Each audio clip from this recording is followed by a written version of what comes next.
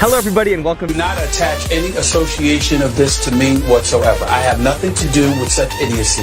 I'm so sick of these people. You know. Oh, a very bad day. I'm in the mood. This today is one of the worst days. Meme review. Meme review. Meme review. Hello and welcome back to Meme Review with me, Nickens. My microphone broke, so I'm using my gaming headset because I'm a gamer. And you know what? There were some games played. It was the games between the Cobras and the Wildcats, and man, they were games, and absolutely classic games at that, with the Cobras and Wildcats, you know, this long-standing tradition and rivalry, and man, it was super fun to watch. So we're just going to go ahead and jump into the memes. No good commentary, only making fun of people. Let's jump into it. What was the question again? You're pitching. How do you feel about pitching this year?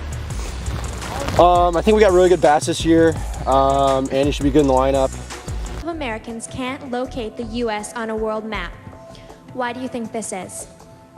I personally believe that U.S. Americans are unable to do so because some people out there in our nation don't have maps. And So, to get started, let's talk about Game 1.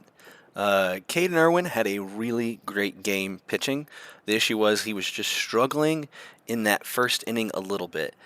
He started out with some 2 great strikeouts, and then all it took was a walk and Jackson Pearson. And man, he took this 1 yard. Jackson's looking really strong this year, so no hate, no shade to Caden at all. I mean, he pitched, as you'll see, a really great couple of games, but in a game as close as this, with teams as good as this, all it takes is one opening. And Jackson Pearson took his opening, took his shot, and took Caden long. And then over on the other side of things, while Caden was getting into his rhythm, Patrick Ballman, man, he was absolutely lights out on the mound. He was throwing some crazy pitches. The knuckleball was working, even in the rain and the bad conditions. He was throwing some crazy pitches, dicing these hitters up. And let's make no mistake here. I understand that you could blame this on the Cobras, but the Cobras are really good hitters. Like, all of these guys, maybe they're a little rusty coming off from the season, but all these guys are really good batters. And PB being able to sit them all down, these consistent hitters, in this way, even with the conditions against a pitcher, I mean, I think it just shows to the improvement that he's had, the amount of work that he's put into his league and the things that are going on. I mean, this is just a guy who is putting in the work, and you're just seeing the fruits of that. That number 1 arm has come to the Wildcats, and that's dangerous. That is super dangerous for a team like this, who has guys like Jackson Pearson, who has guys like Kyle Schultz, and I know Sean will get into it, but Sean Hornberger can definitely come out and ball out as well. So great job from PB shutting down that Game 1.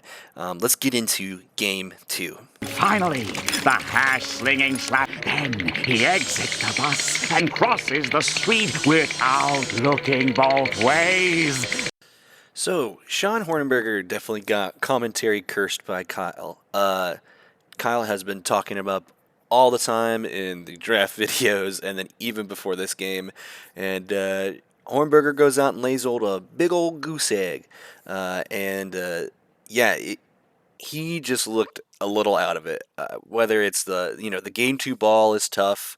It's a different style when you're in MLW. Even though the tournaments are similar, it is pretty tough. Also, watch this sick catch.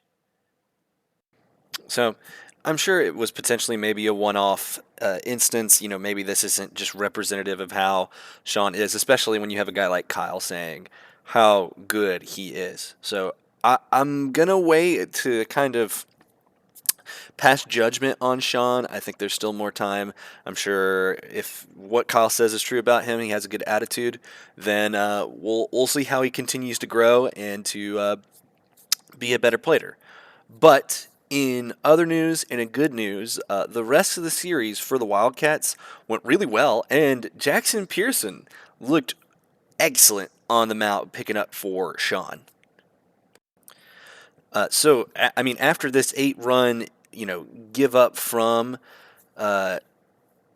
Sean, Drew Davis goes out there and does classic Drew Davis things, which is get the bases loaded and have everybody nervous. And you know what? I absolutely love it. This is what I live for. This is the reason I watched the Cobras originally. This is just super fun to watch. And you know what? At the end of the day, Drew's still.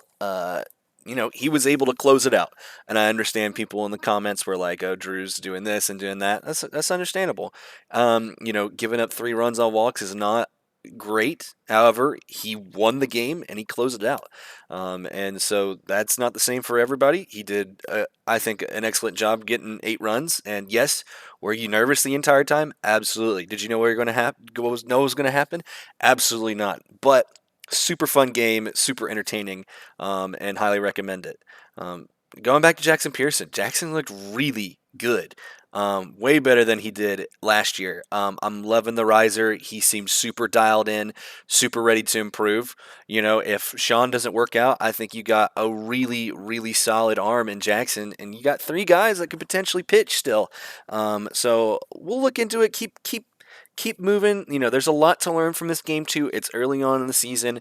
A lot more games to come. So I would still, if you're a Wildcats fan, I wouldn't be nervous.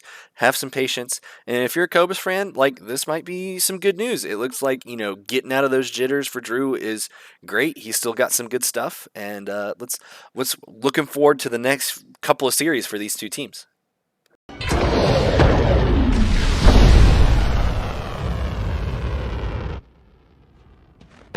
That missile is targeted to the Giants' current position. Where's the Giant, Mansley? Well, we can duck and cover. I'm going to be putting this game on 2 times speed so you guys can kind of see more of the highlights. But man, this was a absolute duel between Caden Irwin and Patrick Ballman. It was electric, super fun to watch. 80 Durand, very angry, and man, this is just a story that the Cobras could not get anything going. We'll see how that affects them the rest of the year. Is this just a one-off game? Does this mean that Patrick Ballman is looking like a Cy Young candidate, an MVP candidate already? Patrick's got to pick up the bat, but as terms of Cy Young, he's definitely up there. With Tung Sahur, Drew Davis, and Tralalelo Tralala, Andy Duran. What's 4 times 4? Tung Sahur. Your teacher would be like, correct.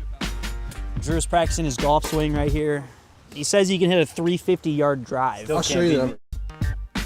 Little known fact about the Cobras, we are the greatest wiffle ball team in the world, but also the greatest scramble golf team in the world. If we shot a 72, if we shot a 72 hole course, we would shoot 72 minus 10, 18, easily. You know what I realize is that wiffle ball is more loyal to me than my previous girlfriends. I've had 3 girlfriends in my 10 year at wiffle ball, but none of them have been loyal to the game. And so, yeah, as you're seeing, there were a lot of chances that both the Cobs and the Wildcats had.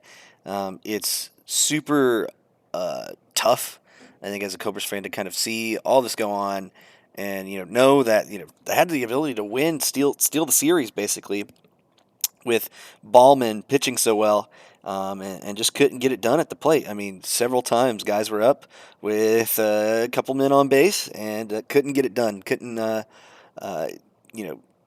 end off the game. So you got to hand it to the Wildcats for sticking in there. You got to hand it to PB. PB definitely BO 101 player of the game.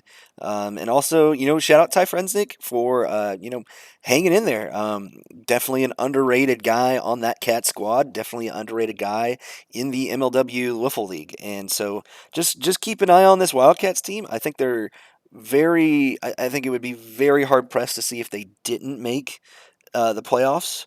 So, but I mean, the Cobs definitely are in the hunt. We'll just see how the other games play out. We'll see how the Rooks come. Usually there is a team that surprises you in terms of, just getting unlucky, getting swept. I mean, getting swept this year is a death sentence. So picking up games when you can, picking up those game 2s, going to be super crucial and super important. Ty Frensnick. one time. Fly ball! See you later!